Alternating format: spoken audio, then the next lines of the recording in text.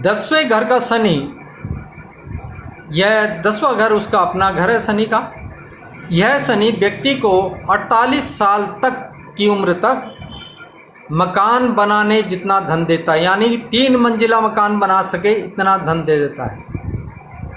लेकिन यदि उस व्यक्ति ने 48 साल से पहले मकान बना लिया तो उस धन के खर्च होने के बावजूद उतना ही धन दोबारा से दे देगा।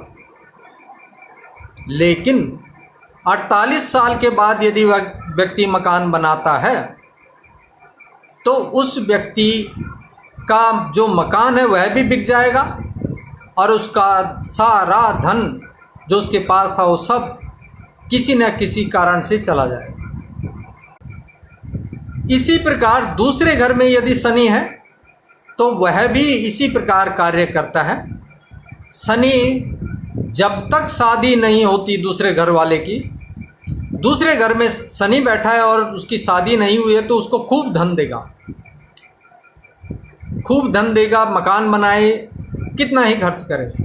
लेकिन जैसे ही वह शादी करेगा और शादी के सुख उसने जीवन में ग्रहण किए, उसके बाद ये शनि सारी अपनी शक्ति उसकी शादी की तरफ लगा देता है और शादी के सुख तो बर्बाद करता है, सारे धन के सुख भी बर्बाद कर देता है। दूसरे घर में कोई भी ग्रह बैठा हो, शुभ हो या अशुभ हो, लेकिन वह ग्रह बुढ़ापे में उस व्यक्ति को अच्छा सुख अवश्य ही देगा।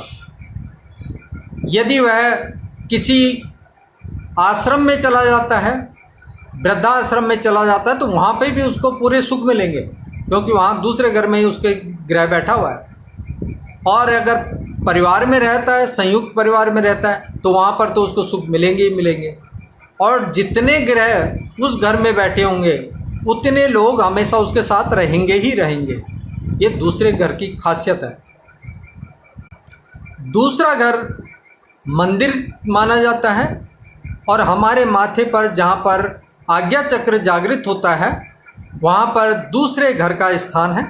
यहाँ पर हम जिस तरह का भी तिलक लगाते हैं उस तरह के ग्रह को हम दूसरे घर में स्थापित करते हैं। जिस भी व्यक्ति को अपने परिवार के सुख चाहिए तो मंदिर जाकर तिलक लगवाकर जरूर आए, जिससे दूसरे घर में अगर उसकी कुंडली में कोई ग्रह नहीं भी बैठा है तब भी जिस तरह का तिलक लगाएगा उस तरह का ग्रह वहाँ पर स्थापित हो जाएगा और ऐसा होने से उसके बुढ़ापे की सुख की गारंटी